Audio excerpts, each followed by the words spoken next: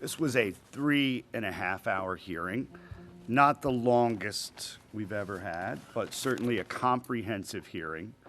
Let me say at the beginning of this that some of the issues we heard testimony about today were a little above our pay grade. A lot of social planning was discussed today, a lot of ways to improve the quality of life in the entire neighborhood. It obviously involves more than one liquor license or involves more than one city block that's going to solve the perceived problems of the neighborhood. So the board has considered that information, and we're doing with it what we can. We first obviously heard from Mr. Austin, who spent 40 years in the industry, in the restaurant and bar industry.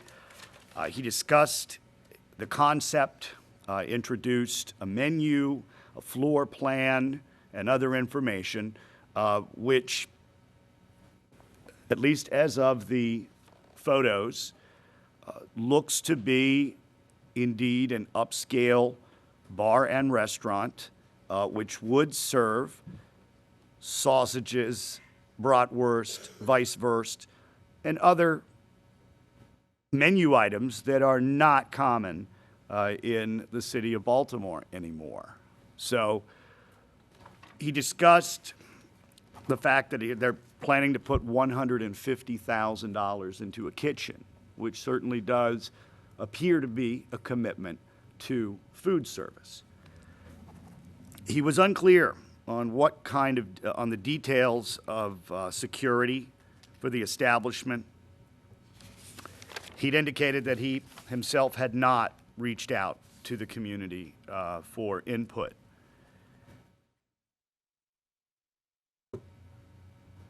We only had one witness from the applicant side, and we did receive a comprehensive petition with members of the local community and of the greater Baltimore community in support of the application. We determined, although it was not on the application, Mr. Foti, the co-applicant, has a 1% interest in the project. We then heard from a lot of other people from Federal Hill, most from Federal Hill specifically, including Mr. Dvorak Fisher, who is the Liquor License Advisory Chairman of the Federal Hill Neighborhood Association and also happens to be employed by the Bureau of Labor Statistics. We did, in fact, qualify him as an expert, although, in hindsight, I look at this evidence, I don't know that he required to be qualified as an expert. He basically went and pulled liquor board files and pulled fire department certificates and, doing the kind of things that we could all do as long as we were nicely organized, had a good spreadsheet. He didn't opine, didn't give too many opinions. It was straight facts as far as what appears to be an increase in the number of bar stools in Federal Hill. So he spent a lot of time doing something that we appreciate him for doing, but I think we all pretty much knew the answer before he embarked on that project. We all know there's more bar stools in Federal Hill than there was in 2003 or 2007. When we sit up here, we see where the applications come from. We see where people want to open bars and restaurants. So it's not a major surprise. I think that his testimony as a lay witness was perhaps just as important in that he routinely, he discussed the quality of life 4 blocks away from Cross Street, and that it had deteriorated, that the noise and the trash parking situation was intolerable. We then heard from Mr. Costello, the president of the Neighborhood Association in Federal Hill. He indicated, and indeed, he stands in solidarity with Sharp Leadenhall. We received a letter of opposition from the president thereof. Federal Hill South Neighborhood Association stands with Mr. Costello in his opposition to this project. The South Baltimore Neighborhood Association and President Amy Much wrote a letter into evidence.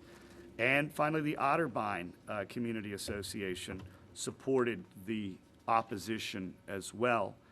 Mr. Costello indicates that the opposition primarily rests on the issue of capacity, that this is a major expansion with a possible 293-person capacity on Cross Street, which indeed would make it one of the largest restaurants in Federal Hill overnight. Mr. Costello discussed the failure of the parties to reach an agreement.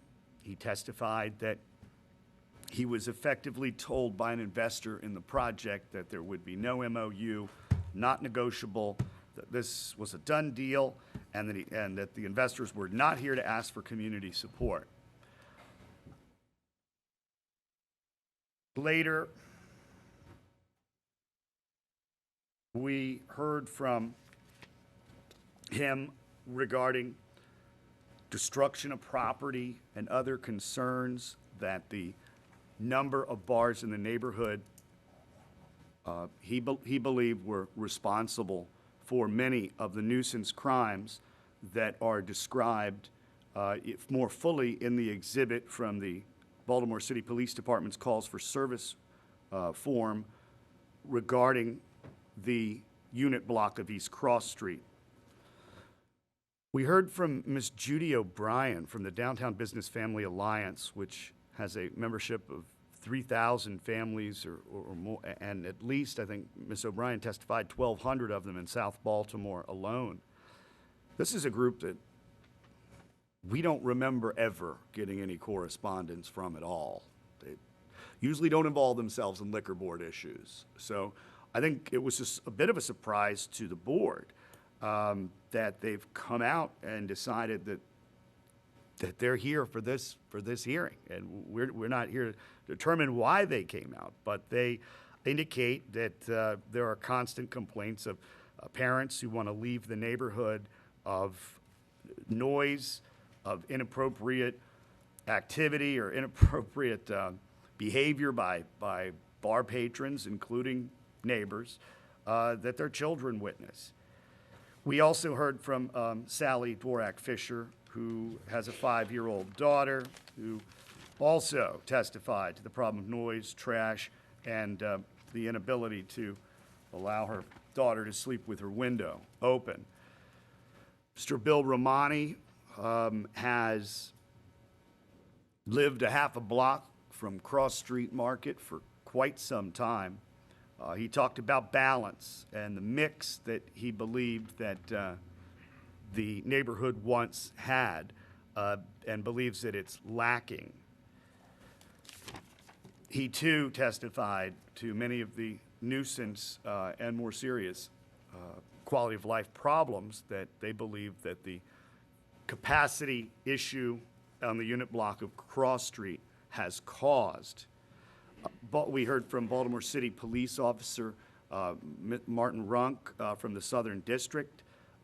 He effectively, in addition to having the board watch a video regarding closing time, he described it as mass chaos, basically telling us that we are dispersing these patrons out into the neighborhood to make room so we have safety in front of the bars on East Cross Street.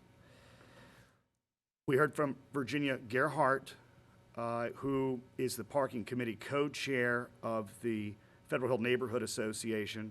She claims parking has reached a crisis level in the neighborhood. Finally, we heard from Mr. Ed Kelly, who was concerned about trash and parking issues, as he would be one of the closest neighbors to the expanded bar and premises. Finally, we heard from Councilman Cole with respect to his comments on Mr. Romani's comments about feeling that there was a lack of balance between liquor selling businesses and other businesses in the neighborhood. Later, we did hear from Mr. Holman, who indicated that his client was willing to enter into some voluntary license restrictions, to wit, requiring food receipts of 25%, something that is simply not required under anyone who possesses a BD7 license. A BD7 license means you don't even have to serve a German pretzel if you don't want to. It can just be straight alcohol. They agreed that they would make a portion of their receipts to be required as food. They also made offers to hire valets and spend $500 a weekend to attempt to ameliorate the parking situation. Agreed to waive any formal application for live entertainment for a year, and also to close the patio, the outdoor portion, certainly before the close of business. So, very mixed feelings personally about this case. On one level, I see these drawings, and we say this looks wonderful. I would probably take my family to this place. This looks neat. So I wonder, has anybody ever been to Germany? But then you may wonder about us. Have any of us been to Cross Street at closing time? So that's, at the end of the day, we are looking at public need and desire, and we're not looking to what looks like something that would interest me or Commissioner Smith or Commissioner Jones on paper. So we've got petitions on both sides with lots of support, alleged support on both sides. We're considering all that. What is unprecedented, and I see several community association heads out there today, is community associations don't always agree on everything. Not within their own community association, and not with the community association across the way. In this case, we quite frankly have unprecedented cohesion and support for denying this transfer. Both Federal Hill Neighborhood Association, Federal Hill South, this is South Baltimore Neighborhood, Sharp Leadenhall, and Otterbein, and Downtown Baltimore Family Alliance. It's apparent that something went wrong here. There's some disconnect. It could be a situation of bad timing where other applicants or other licensees have ruined it for you down there. It could be a situation with a personality conflict. We do not believe that due diligence was done in the sense that there needed to be more community input. If this was simply turning the key to Turner's and just starting up the same scope of project, I don't think we would expect exhaustive work with the community to make it happen. But this is a big project. As I say, with a capacity of 293 persons, there needs to be more feedback, more give and take between the residents, many who are lifetime residents, and the owners of this project. We clearly find that there is not a public need and desire for this transfer and expansion at this time. We do believe that, despite argument by council, that there is a potential uniqueness of services and products that you could offer. We do believe that this would be nothing like the beer garden at Power Plant Live. We believe that this project appears on its face to be a place that could be a successful part of the community, but not right now, not right there on Cross Street, and not right now. So we do find that there are issues relating to public safety, health, and welfare, that the parking co-chair, for example, describing the complete tipping point of parking in the neighborhood. There are issues of petty crime that continue to come up. There is the debate over whether vacancy attracts crime or whether patrons attract crime. We are not here to solve that riddle today. What we do know is that there is unprecedented community opposition for this transfer, and therefore the transfer and expansion are indeed denied. Thank you very much. Your motion is also denied. Is there a vote breakdown? Yes, the vote was unanimous. Thank you. We're off the record. We're adjourned.